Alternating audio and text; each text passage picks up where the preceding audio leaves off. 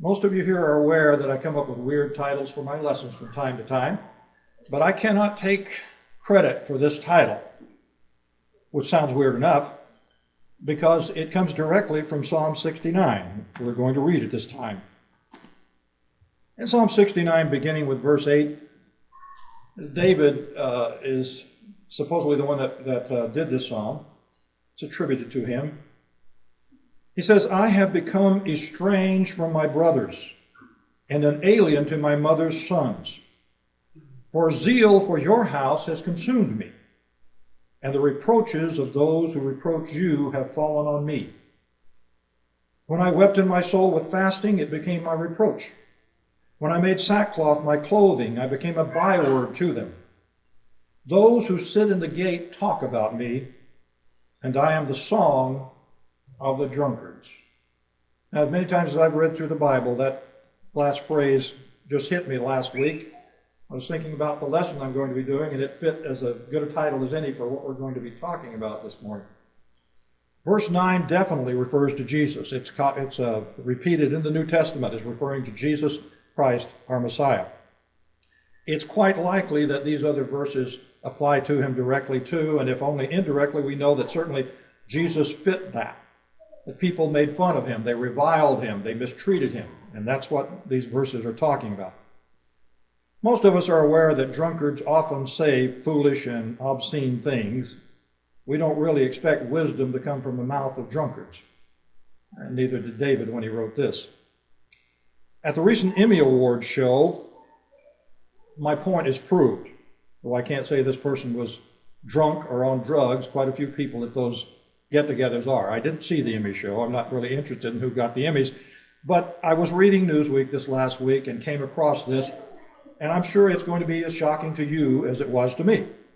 I'm going to read, quote directly from the article. Some stories are best told straight.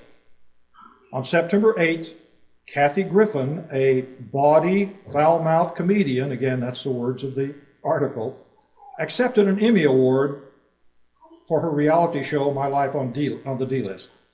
And in her acceptance speech, she explained that while other actors might thank Jesus for such an honor, wouldn't that be nice if they did? She wouldn't consider it. Suck it, Jesus, she exuberantly added, waving her statuette in the air. This award is my God now. Now, certainly none of us here can think anything but what a terrible thing that is to say about our Lord. But the fact is, while that statement is outrageous, it certainly isn't the first time an atheist has spoken in derogatory terms of Jesus Christ. Nor will it be the last.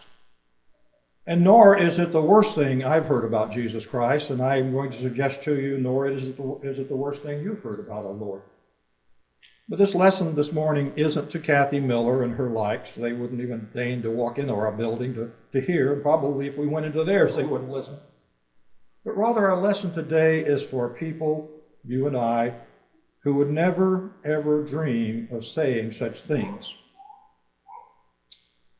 Let's first look at some of those other things that I said were worst about people talking about Jesus Christ. Revilers are those who speak evil of others. When you do that of God, it's called blasphemy. We want to look at some revilers in the New Testament. After all, we're aware, are we not, that our Lord was not the most popular person on earth when he was on earth. Oh, crowds followed him, but many more crowds jeered him. And so we're going to look at some of those places where people reviled our Lord. We start with Peter telling us in 1 Peter chapter 2, and by the way, saying this to Christians to tell us what kind of attitude we should have to revilers. Might be hard for us to do sometimes, but we need to remember this. He says, while being reviled, he did not revile in return. While suffering, he uttered no threats, but kept entrusting himself to him who judges righteously.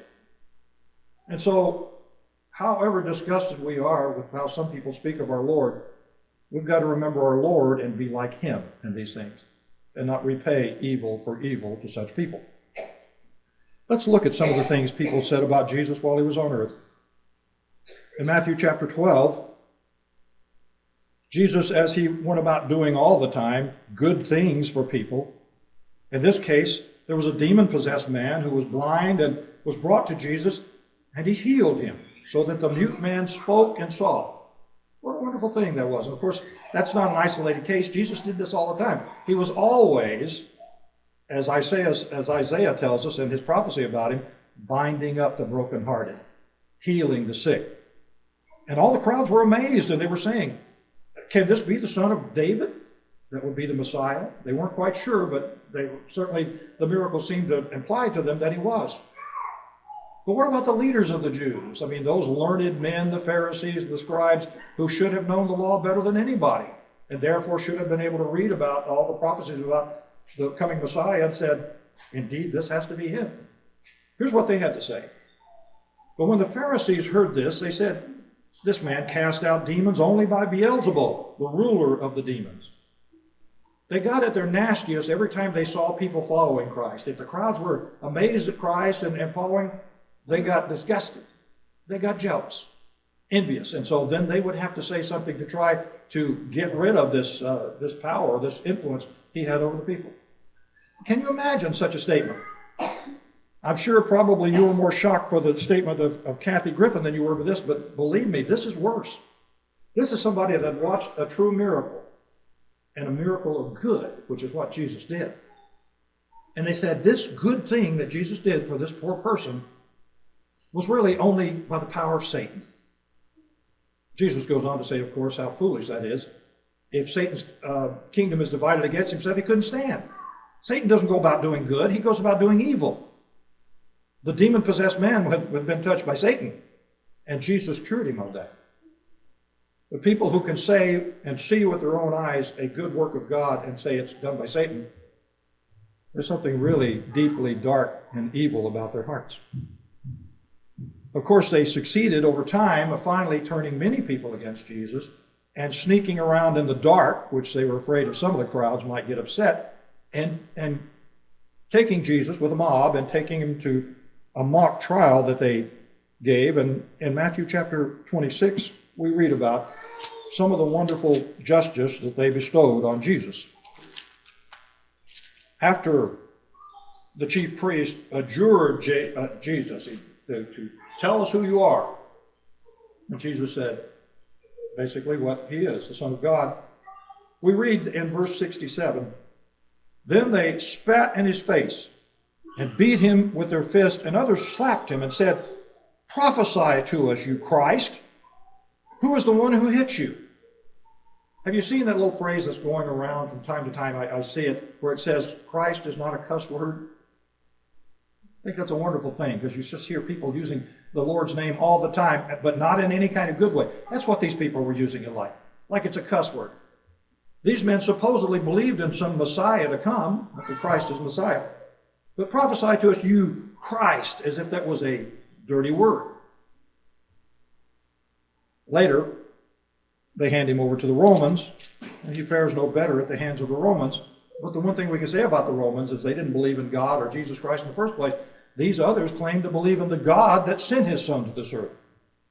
But the soldiers of the governor took Jesus into the praetorium, and they gathered the whole Roman cohort around him. They stripped him and put a scarlet robe on him. And after twisting together a crown of thorns, they put it on his head, and a reed in his right hand, and they knelt down before him, and they mocked him, saying, Hail, King of the Jews! They spat on him and took the reed and began to beat him on the head. And after they had mocked him, they took the scarlet robe off him and put his own garments back on him and led him away to crucify him. Now, I don't know if Kathy Griffin is just a silly person, or if actually if she had been there, she would have been spitting on him and doing these same things too. Can't say for sure about that. But certainly this was a terrible thing to do to the Son of God. And he allowed it all. Verse 39 tells us that even after he was hung on the cross and obviously being in agony there and obviously not going to come off of it and going to die there, that and those passing by, verse 39, were hurling abuse at him, wagging their heads.